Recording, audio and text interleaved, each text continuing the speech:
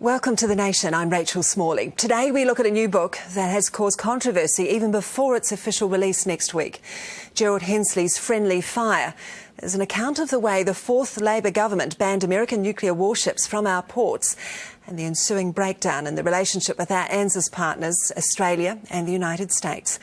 David Lange died many years ago, but many of the key players are still around, and the wounds from those bitter disputes of the 80s have not healed. The author, Gerald Hensley, is with me in just a moment, but first, let's take a look back at how the ANZUS drama unfolded.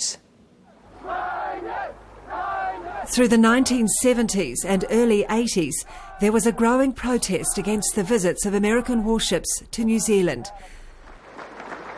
The Labor Party opposed the visits of nuclear-armed vessels. A significant slice of its left wing wanted out of ANZUS altogether. The Americans, on the other hand, refused to confirm or deny whether their ships were carrying nuclear weapons. This left any nation protesting against the admission of their vessels having to ban all their ships if they were to be definitive about keeping nuclear weapons out. But if we banned all their ships, the Americans were likely to withdraw their security guarantee under the ANZUS Treaty.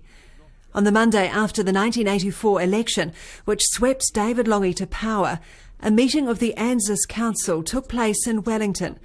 Mr Lange was not allowed to be present at it. Technically, National was still the government.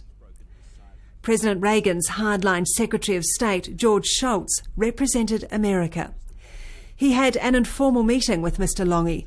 No notes have been kept of this meeting, so what was said there remains to this day a mystery and open to interpretation.